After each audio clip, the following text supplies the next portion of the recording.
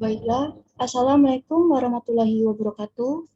Yang terhormat Ibu Depi Rahmiati, SPD MPD, selaku dosen pembimbing mata kuliah landasan pendidikan, serta teman-teman yang berbahagia. Puji syukur, marilah kita panjatkan kepada Allah dan salawat serta salam semoga tercurahkan kepada kita. Pada kesempatan kali ini, izinkan kelompok kami mempresentasikan hasil diskusi kami. Adapun topik yang kita bicarakan mengenai diskusi kali ini yaitu tentang landasan historis pendidikan bagian 2. Saya Siva Anissa dengan NPM 215060087 selaku moderator akan membimbing jalannya diskusi. Sebelumnya, saya akan memperkenalkan anggota kelompok saya. Kepada anggota kelompok, saya persilahkan untuk memperkenalkan diri.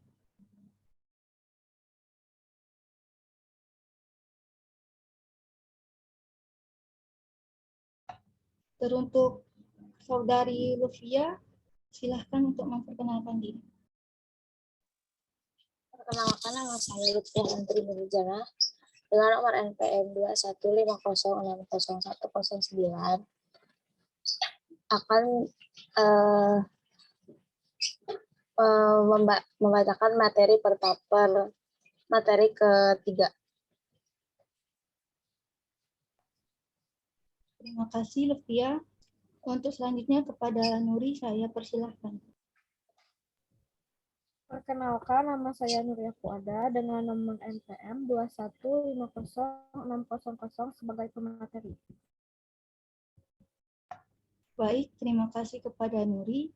Selanjutnya kepada Auriel, saya persilahkan. Perkenalkan, nama saya Auriel Salsabila sebagai pemateri kelima tentang pendidikan masa kini. Baik, terima kasih kepada Aurel. Selanjutnya kepada Rizky, saya persilahkan. Perkenalkan, nama saya Rizky Nur Sabani, nomor pokok mahasiswa 215060106 sebagai pemateri ke-1. Baik, terima kasih kepada Rizky. Selanjutnya kepada Fania, saya persilahkan. Baik, perkenalkan nama saya Fania Rizka Putri dengan nomor NPM 215060086. Di sini saya menjadi pemateri keempat. Terima kasih, saya kembalikan ke moderator. Terima kasih kepada Fania. Rangkaian acara yang kita akan lewati pada diskusi kali ini yaitu pembukaan, penyajian materi, sesi tanya jawab, penutup, dan masukan dari dosen. Marilah kita membuka acara ini dengan mengucapkan basmalah.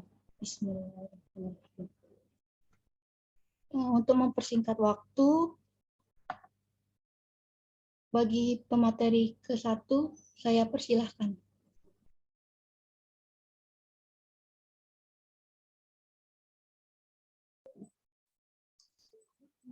Di sini saya sebagai pemateri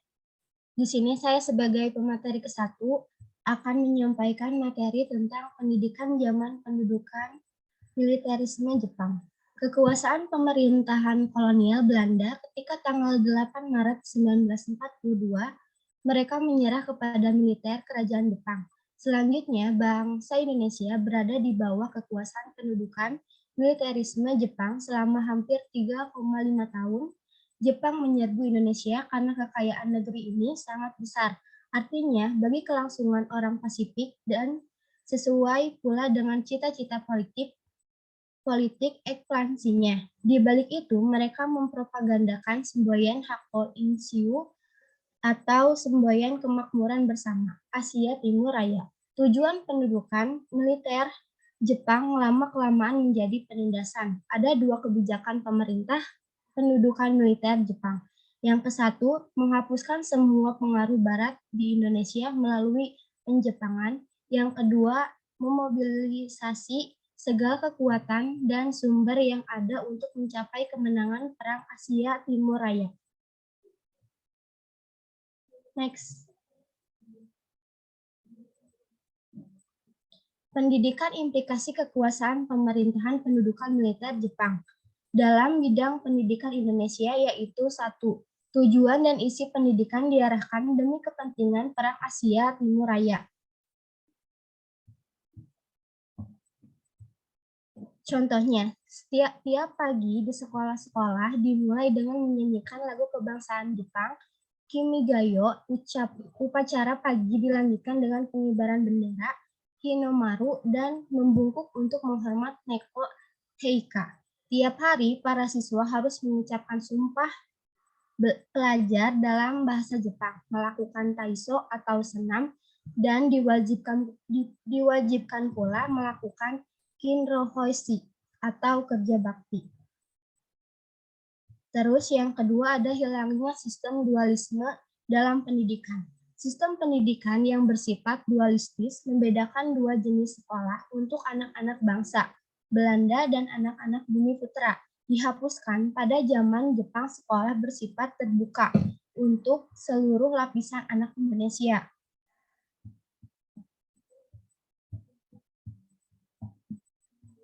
Namun demikian, hanya satu jenis sekolah rendah diadakan bagi semua lapisan masyarakat, yaitu sekolah rakyat 6 tahun atau Kokumin Gakko. Sekolah desa masih tetap ada dan namanya diganti menjadi sekolah pertama. Susunan jenjang sekolah menjadi 4 bagian. Ada sekolah rakyat 6 tahun termasuk sekolah pertama, terus sekolah menengah 3 tahun, sekolah menengah tinggi 3 tahun, dan perguruan tinggi. Yang ketiga, ada sistem pendidikan menjadi lebih merakyat. Sebagaimana prinsip terjadi perubahan bahwa sekolah menjadi terbuka bagi semua lapisan masyarakat atau demokrasi pendidikan. Sekian penjelasan dari materi pendidikan zaman militerisme Jepang. Saya kembalikan lagi kepada moderator. Terima kasih kepada pemateri ke-1. Selanjutnya, untuk pemateri yang kedua, saya persilahkan. Baik, terima kasih kepada moderator. Di sini saya akan menjelaskan pendidikan Indonesia periode tahun 1945 sampai 1969 dan masa pembangunan jangka panjang ke-1 tahun 1963 sampai 1993. Pendidikan pada periode tahun 1945 sampai 1969. Yang pertama ada periode dalam zaman revolusi visi kemerdekaan. Setelah proklamasi kemerdekaan 17 Agustus, pada tanggal 18 Agustus 1945, PPK menetapkan Undang-Undang Dasar 1945 sebagai dasar negara. Bersamaan dengan berjalannya revolusi fisik, pemerintah mulai mempersiapkan sistem pendidikan nasional sesuai amanat Undang-Undang Dasar 1945. Diawali dengan Kongres Pendidikan, Menteri Pendidikan dan Kebudayaan membentuk Komisi Pendidikan dan komisi ini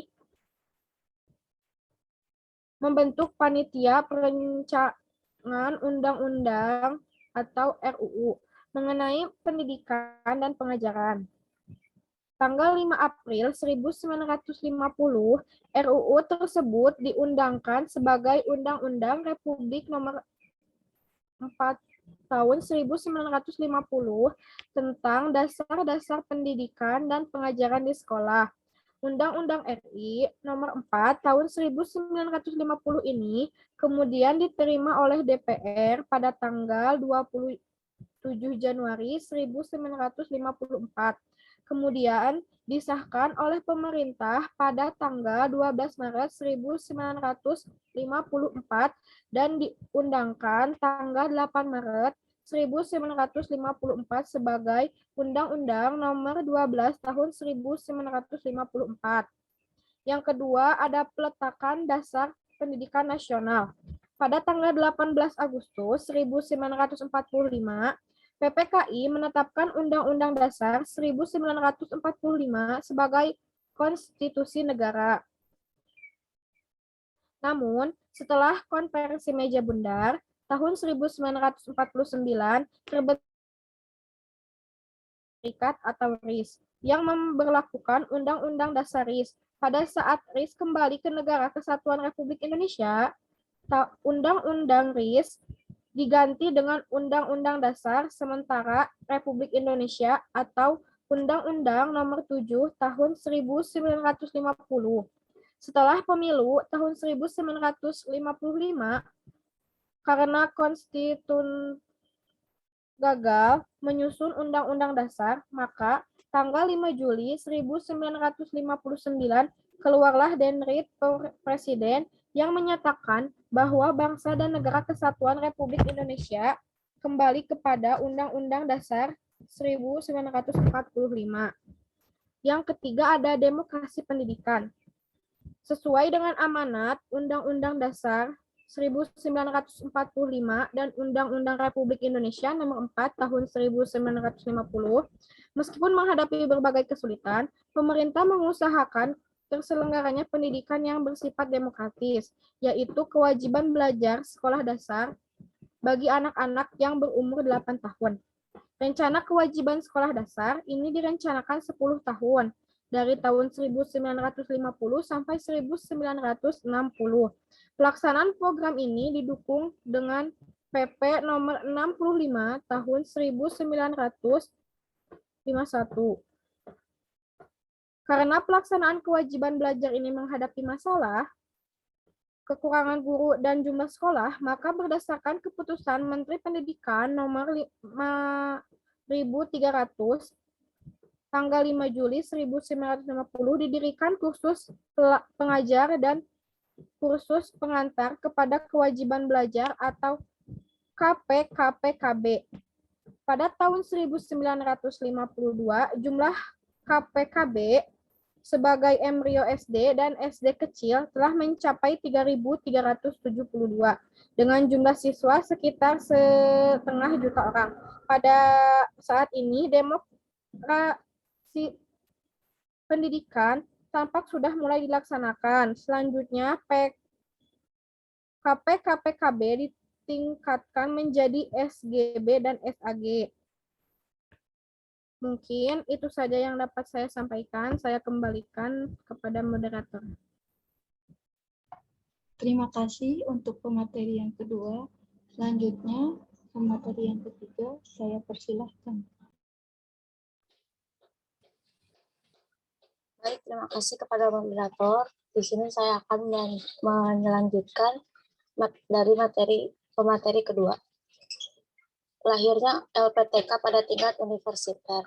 Apabila dalam pelaksanaan kewajiban belajar SD telah menimbulkan KPKPKB, SGB, dan SGA, maka untuk suplai guru sekolah menengah dilaksanakan melalui PGSLP, serta kursus B1 dan kursus B2 untuk guru sekolah dasar lanjutan atas. Selain lembaga-lembaga tersebut, seberapa lembaga yang menghasilkan tenaga kependidikan, antara lain APD, Akademi Pendidikan Jasmani, ASRI, Akademi Seni Rupa Indonesia, Sekolah Musik Indonesia, Konservatori Karawitan, dan Fakultas Pedagogik Universitas Gadjah Mada.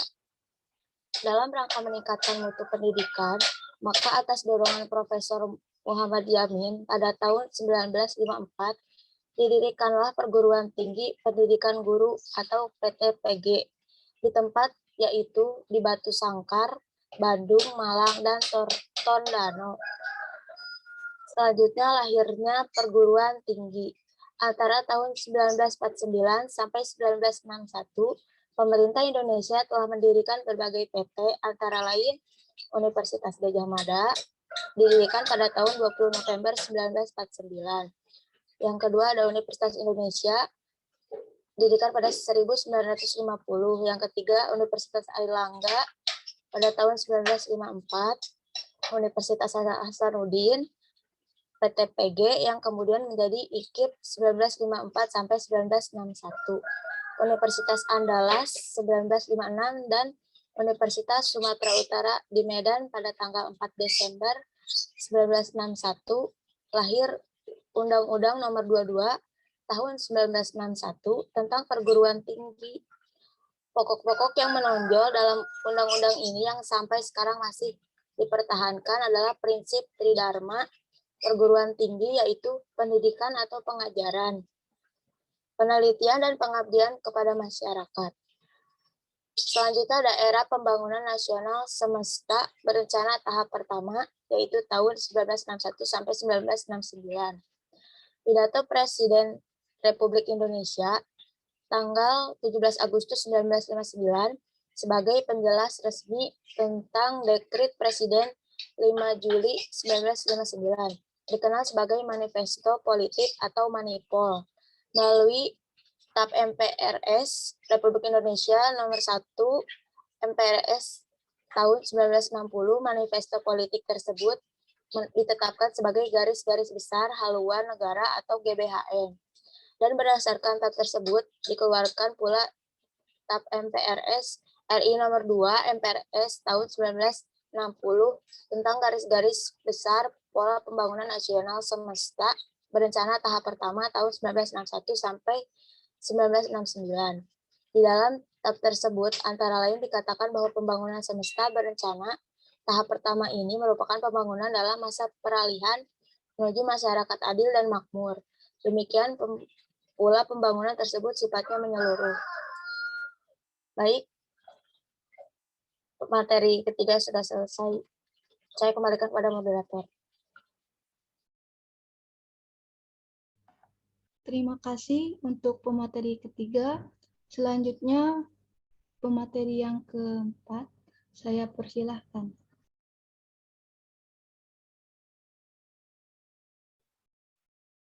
Terima kasih kepada moderator. Di sini saya sebagai pemateri keempat akan menyampaikan materi tentang pendidikan masa kini. Pendidikan masa kini identik dengan teknologi dan inovasi yang beragam, mulai dari penggunaan buku hingga penggunaan notebook sebagai media tulis atau pembelajaran. Inovasi juga digunakan untuk mengefisiensi waktu dan juga agar seseorang pelajar dapat menyerap ilmu yang diajarkan oleh tenaga pengajar. Pembelajaran masa kini juga berbeda jauh dengan pembelajaran pada zaman dahulu.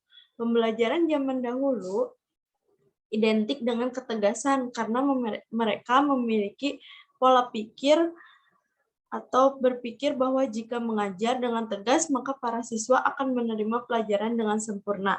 Sedangkan pada masa kini pendidikan dilakukan dengan cara yang lebih santai karena pada masa kini orang-orang berpikir bahwa jika dengan cara yang santai atau dengan cara yang keakraban maka para siswa akan menerima pelajaran dengan baik. Pendidikan di Indonesia dipandang masih rendah jika dibandingkan dengan pendidikan negara-negara lain. Hal tersebut dibuktikan dengan kesadaran para penduduk Indonesia yang lebih mementingkan untuk bekerja secara dini dibandingkan dengan menuntut ilmu yang masih mendatang. Mereka berpikir jika belajar hanya membuang-buang waktu saja, lebih baik bekerja dan mendapatkan uang daripada belajar membuang-buang waktu dan menghabiskan uang atau menghabiskan biaya. Di samping dengan cara berpikir mereka yang seperti itu, kemiskinan juga menjadi faktor di mana seseorang lebih mementingkan untuk mencari uang agar mereka dapat menyambung hidup dibandingkan belajar yang mereka pikir hanya membuang-buang waktu saja. Pendidikan masa kini juga berbeda dengan pendidikan masa lalu. Pendidikan masa lalu hanya didapat untuk para keluarga bangsawan saja, sedangkan pendidikan masa kini bisa didapat untuk semua keluarga, mulai dari menengah hingga bawah. Ketika pendidikan masa kini bebas didapatkan oleh setiap masyarakat, malah diwajibkan oleh pemerintah Indonesia, masyarakat menengah ke bawah yang menolaknya berbeda dengan masyarakat masa lalu yang ingin sekali atau mendambakan untuk bisa mendapatkan ilmu atau bisa bersekolah. Pendidikan Indonesia masa kini juga dicemari dengan tindakan-tindakan yang kurang pantas dari para tenaga pengajar maupun para instansi-instansi yang terkait. Dari mulai pencabulan hingga korupsi dana yang akan ditunjukkan untuk para pelajar Indonesia. Mereka melakukan hal tersebut dengan berdasarkan ketidakaktifan pengawasan yang harus diperketat agar hal-hal yang tidak diinginkan tidak akan terjadi kembali. Hal tersebut juga imbas dari pendidikan masa lalu yang kurang memperhatikan akhlak sehingga mereka hanya mendapat ilmu untuk kegiatan sehari-hari tanpa memperhatikan dengan nilai-nilai norma dan agama. Maka dari itu, pendidikan masa kini atau kurikulum 2013 dirancang dengan mementingkan akhlak daripada nilai kognitif dari para siswanya. Nilai kognitif kurikulum 2013 juga tidak dipandang dengan sebelah mata, sehingga membentuk para pelajar yang cerdas dan berakhlak mulia. Mungkin hanya itu yang bisa saya sampaikan. Saya kembalikan kepada moderator. Baik, terima kasih kepada pemateri 4 dan selanjutnya yang terakhir ke pemateri 5, saya persilahkan. Baik, terima kasih kepada moderator. Di sini saya sebagai pemateri kelima akan melanjutkan materi tentang pendidikan masa kini. Pertengahan bulan Desember 2019, dunia seolah diguncang dengan adanya berita mengenai penyebaran virus yang berasal dari negara Tiongkok. Menurut berita yang beredar, virus tersebut berasal dari pasar rakyat di Wuhan. WHO World Health Organization menamakan virus tersebut dengan COVID-19 dengan sifatnya dengan mudah menular dan cepat beradaptasi di segala kondisi. Membuat virus tersebut dapat merebak dengan cepat, merebaknya virus seperti berita hoax yang mudah menyebar di internet. Penyebaran virus yang mula-mula berada di selingkungan Wuhan, lama-lama-kelamaan, dengan banyak jalur perpindahan antar warga dari Cina menuju Indonesia, maupun dari Cina ke penjuru dunia, membuat virus tersebut sulit dijinakan. Bulan Februari 2020 menjadi awal mula COVID-19 masuk ke Indonesia. Bermula dari datangnya warga Indonesia yang baru pulang dari Wuhan, menyebabkan kluster baru di Indonesia. Sontak para masyarakat dibuat geger dengan beritanya. Adanya kluster baru di Indonesia. Dengan adanya kluster baru ini, membuat pemerintah mengambil langkah strategis dalam penyikapannya. Pemerintah, khususnya Menteri Kesehatan, langsung melacak siapa saja yang pulang ke Indonesia. Langkah pemerintah dalam hal penanganan kasus ini sudahlah tepat. Tapi dengan sifatnya yang mudah menular, COVID-19 sulit untuk dikendalikan. Tak lama kemudian, muncullah kluster-kluster baru yang membuat masyarakat panik. Kepanikan terhadap sesuatu hal memicu kekacauan, yang menimbulkan penumpukan berbagai bahan pokok. Kepanikan tersebut menimbulkan rasa solidaritas di semua komunitas. Masyarakat menjadi menurun. Proses pendidikan yang dulunya memakai teknik tatap muka langsung, sekarang dengan adanya keadaan darurat karena bencana COVID-19, membuat proses belajar mengajar dialihkan menjadi daring dalam jaringan. Tentulah ini menjadi persoalan baru di mana tata kebiasaan dan kebudayaan yang selama ini dijalankan harus sedikit dibengkokkan menjadi online. Pemberlakuan sekolah virtual mulai dari SD, SMP, SMA hingga perguruan tinggi pun terpaksa harus dan wajib melaksanakan proses pendidikan dengan jalan virtual. Pemberlakuan sekolah virtual ini merupakan jalan terbaik untuk keberlangsungan proses pendidikan, sebab pendidikan ialah pilar-pilar peradaban. Pembelajaran yang di luar jalur kebiasaan ini akan mengakibatkan shock terapi bagi komponen yang berkecimpung di dalamnya. Salah satu jalan keluar pendidikan ialah yang dapat memberi solusi, yaitu tetap mempertahankan proses pembelajaran sebagaimana mestinya dengan cara memperlakukan tatap muka secara daring. Atau secara sadar, semua komponen dipaksa untuk melakukan transformasi proses pembelajaran yang berbasis internet. Salah satu penentu keberhasilan pembelajaran secara virtual adalah kompetensi guru. Guru akan berusaha sedapat mungkin agar kegiatan pembelajaran yang dilakukan berhasil. Guru berperan sebagai pengorganisasi lingkungan belajar dan sekaligus sebagai fasilitator belajar. Untuk memenuhi itu, maka guru haruslah memenuhi aspek bahwa guru sebagai model, perencana, pemimpin, dan penunjuk jalan atau pembimbing ke arah pusat-pusat belajar. Dalam konteks pembelajaran daring, tentu penghargaan harus diberikan kepada semua pihak yang terlibat, baik dari guru, sekolah peserta didik, dan bahkan orang tua wali yang dengan antusias menyupport anak-anaknya. Pembelajaran yang berpusat pada daring dikembangkan dan diciptakan guna mempermudah ketercapaian tujuan-tujuan pendidikan, barang tentu pembelajaran yang bersifat daring atau fleksibel dan dinamis bergerak menuju keterbukaan informasi. Saya kembalikan kepada moderator. Baik, terima kasih kepada pemateri yang kelima. Selanjutnya kita memasuki kesimpulan. Saya akan membacakan kesimpulan dari materi sebelumnya bahwa sejarah atau historis adalah keadaan masa lampau dengan segala macam kejadian atau kegiatan yang didasari oleh konsep-konsep tertentu. Sejarah penuh dengan informasi-informasi yang mengandung kejadian model, konsep, teori, praktik, moral, cita-cita, dan bentuk sebagainya. Landasan sejarah atau historis pendidikan nasional Indonesia merupakan pandangan ke masa lalu. Pandangan ini melahirkan studi-studi historis tentang perjalanan pendidikan nasional Indonesia yang terjadi pada periode tertentu di masa yang lampau. Pendidikan di Indonesia ini memiliki sejarah yang cukup panjang. Pendidikan itu telah ada sejak zaman kuno atau tradisional yang dimulai dengan zaman pengaruh agama Hindu-Buddha, zaman pengaruh Islam, zaman penjajahan, serta zaman merdeka.